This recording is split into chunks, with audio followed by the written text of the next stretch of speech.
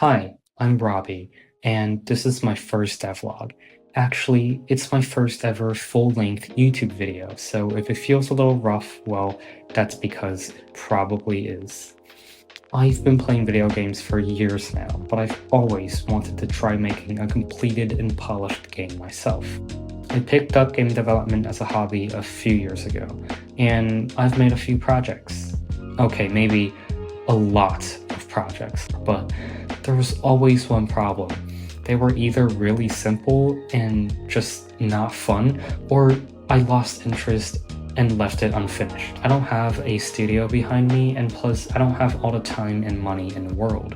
But this time, I'm really dedicated. No matter what happens, I am going to finish it. I know I'm going to create a full game this time. I think it will be fun to share the process as I figure things out.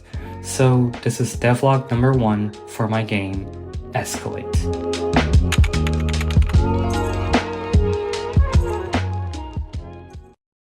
So the idea started simple. What if you had a game where you're being chased by cops, but instead of scripted missions, it's a sandbox where anything can happen? Of course, I know that there's a lot of games just like this, but I pictured mine in a Midwestern town, not a huge city with skyscrapers and loads of people and traffic, just small town America. I like the Midwest because, for one, I live here, and 2, it just feels ordinary, which makes the chaos stand out way more. How often do you see a massive police chase happen in a regular American town? Most games have it set in big cities like LA or New York, so I'm gonna take a different path. The core idea is simple. The player needs to survive an ever-escalating chase from the local police department to a multi-county pursuit, and even to the National Guard, where they send in armored vehicles and tanks, and just let the player have fun escaping. The fun and uniqueness comes from its unpredictability. It's not just running in a straight line, it's improvising escapes, setting various types of traps, and creating cinematic moments that make you go, whoa. Like, for example, spilling oil on a road while you're being chased by dozens of cops and just watching them spin into each other and roll over, or bait them onto a rail crossing just as a train barrels through, wrecking them all, or plowing through a roadblock, blowing up a gas station as you barely escape. Okay, maybe I'm getting ahead of myself. Let's just start with something basic and get this project going.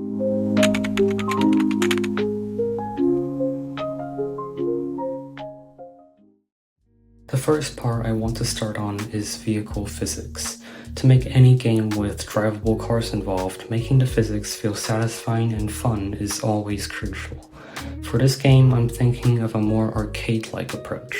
Something that feels nice but isn't a full-on vehicle simulation. I decided to use Unity's built-in wheel collider since I don't feel like writing a custom wheel system myself. Here, I'm structuring the car as a rigid body with 4 Unity wheel colliders, and let a script treat each wheel by 3 roles. Some steer, some put power down, and some brake. I'll talk more about this later in the video. For every physics tick, the controller runs a small pipeline. Engine, steering, traction, brakes, handbrake, and other extra stuff. This order is really important. Steering needs to adjust angles before torque is applied, and braking and handbraking can't happen at the same time or else drifting won't work, and the other step keeps the car stable and computes speed. The engine here isn't a full gearbox simulation. Instead, I estimate engine RPM from how fast the wheels that are spinning and map that between a minimum idle and max redline. It's useful for audio, UI, and the overall feel of the car, but really nothing more. Next is steering.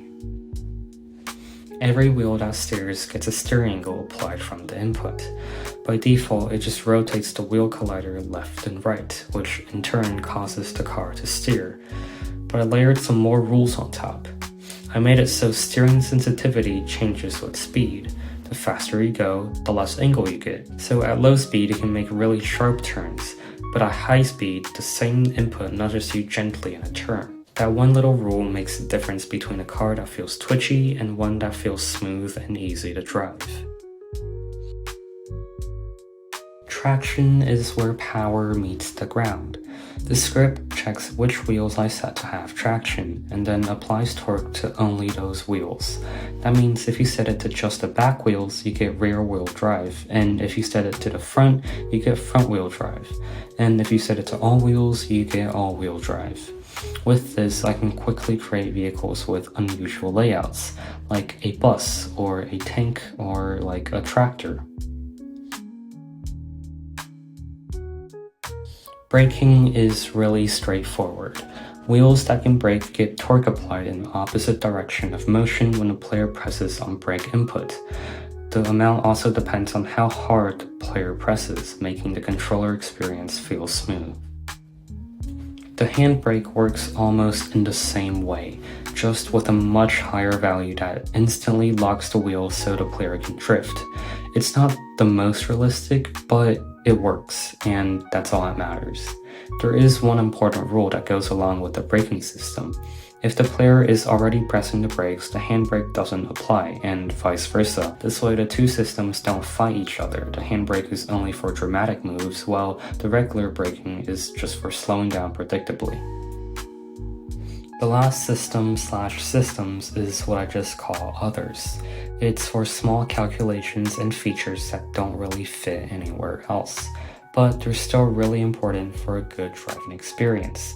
The first thing it does is automatically reposition the car's center of mass. By default, Unity sticks it in the middle of the rigid body, which makes the car topple when turning, like a box. Here, I lowered it via script so it feels planted on a road without me manually adjusting it for every vehicle. The second thing it does is calculating the car's speed straight from velocity and converts it to miles per hour or kilometers per hour. That number is both used for the UI and feeds it to speed limiting where I can set a maximum speed. And finally, the last thing it does is a piece of logic for auto reverse.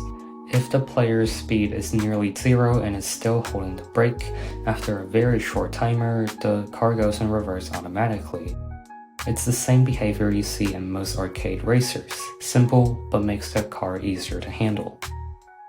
So with all 5 systems completed and in harmony, you get something like this. Oh shoot, wait, hold on. There we go.